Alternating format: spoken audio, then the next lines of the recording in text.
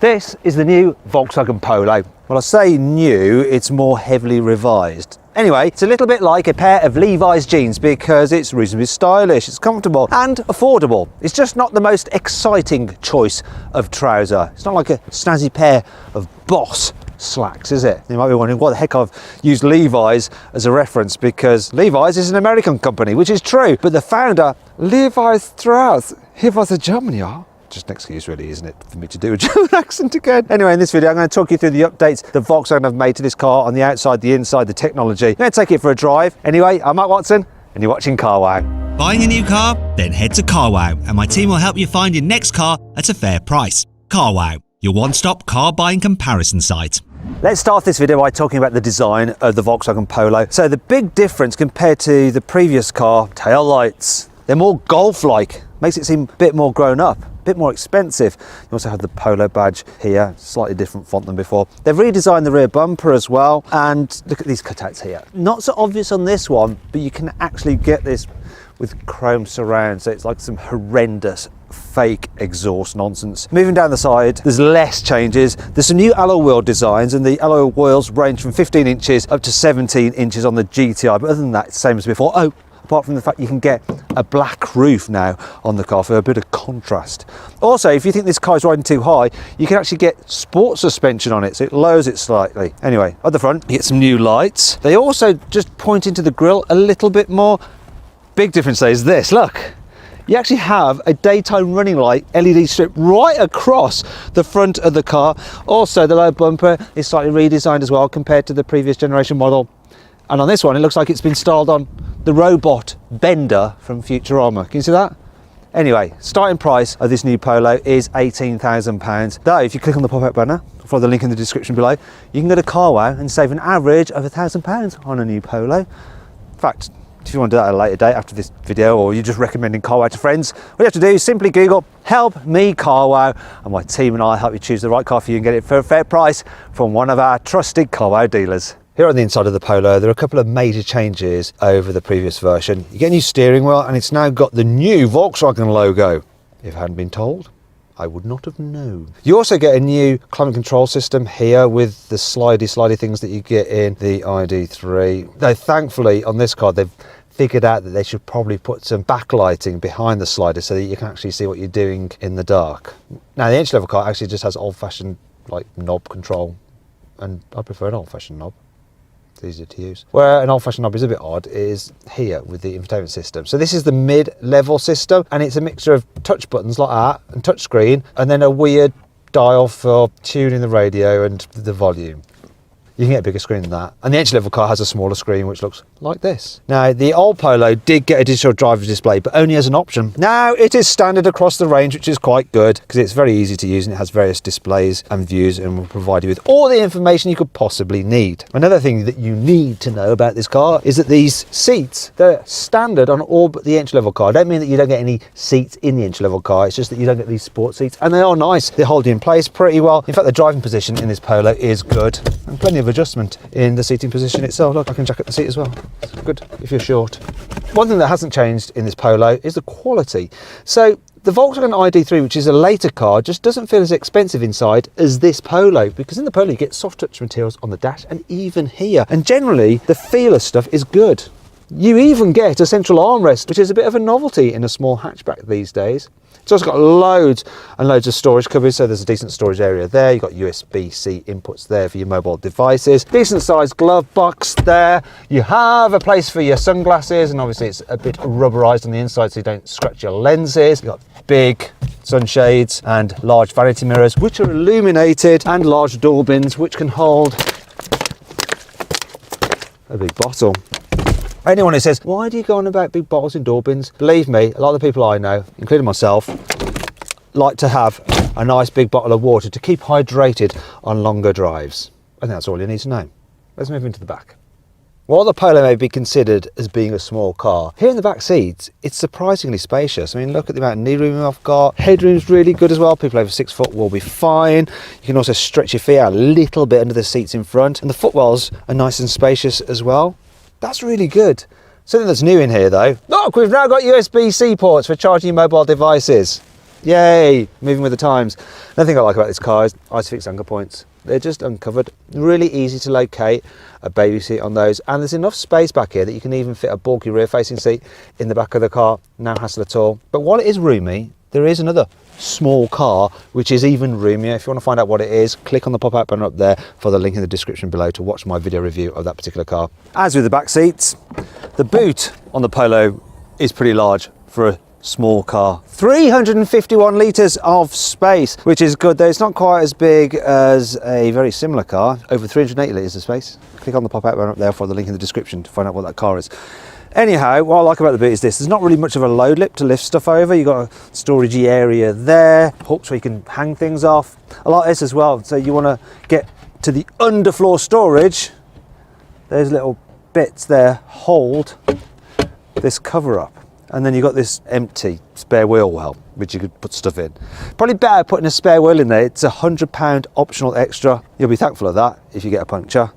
Now there is a problem with this particular car though. Look at this, right? In fact, I'm going to show you by first find down the rear seat so you can see, like, continuous load floor, so it's easy to slide things in. But what you normally want to do is, to create more boot space, you might want to lower this, and you can in the Polo normally, but not on this particular model because it's fitted with the upgraded Beat stereo. And then you get this, I don't know what it is it a woofer or an amp in the back of the car which eats into the space, which means you can't lower this Porsche yourself, and you also can't then fit the load cover underneath there, and that drives me mad. And here's some other things about the Polo which make me mad.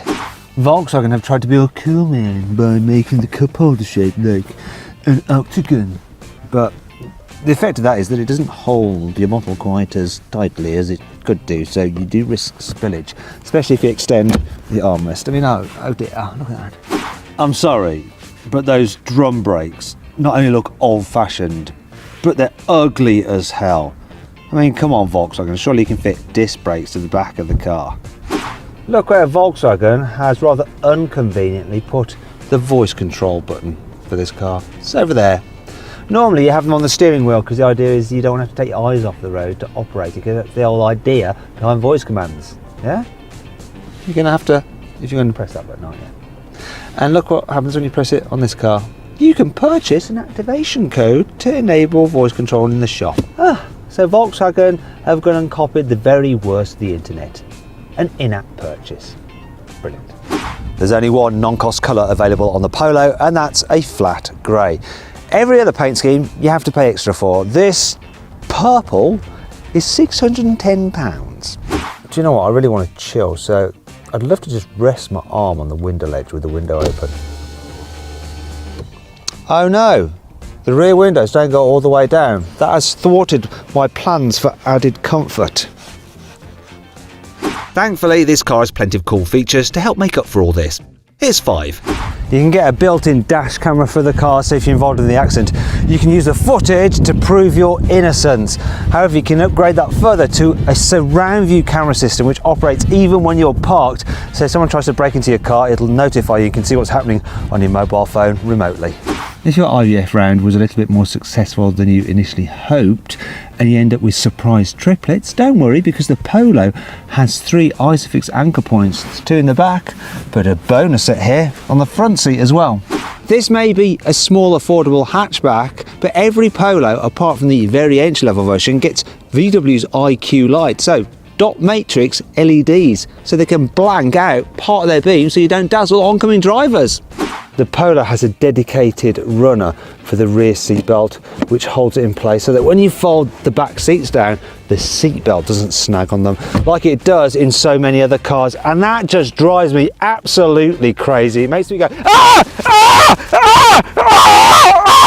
Ah! Ah! Sorry.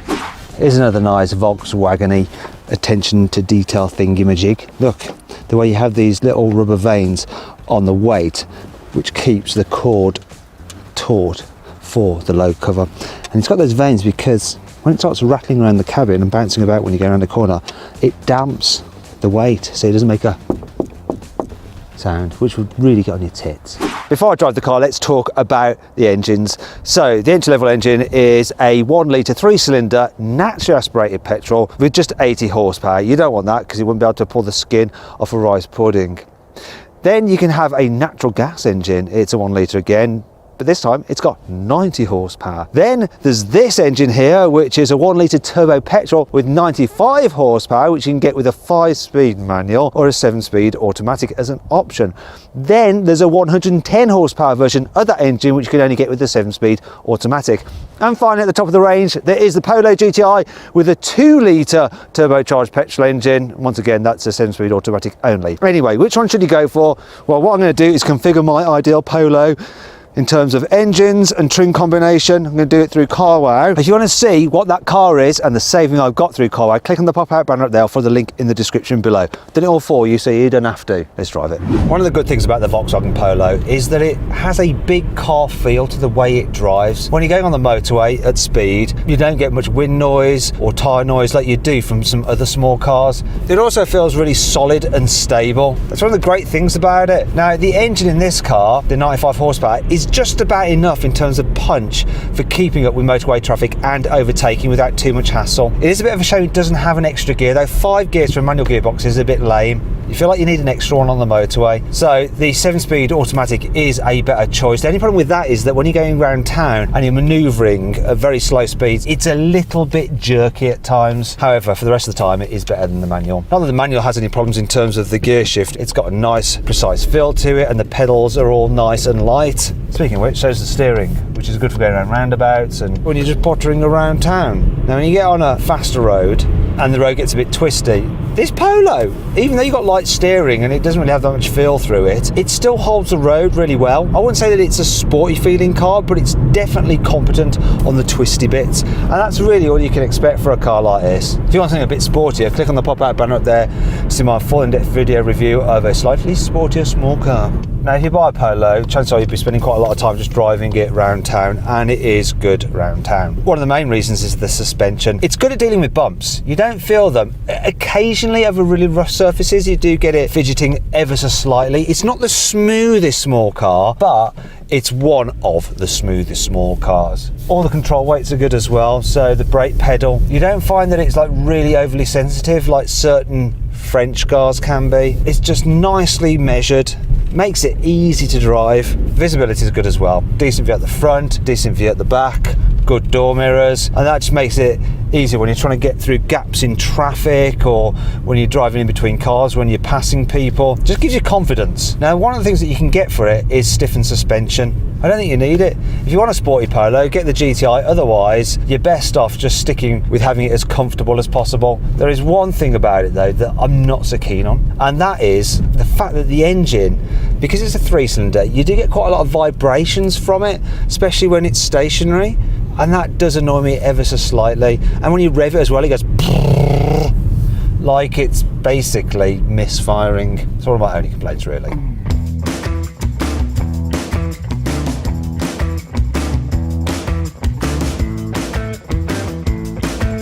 So then, what's my final verdict on the new Volkswagen Polo? Should you avoid it? Should you consider it? Should you shortlist it? Or should you just go right ahead and buy it? Well, I reckon you should shortlist the Polo.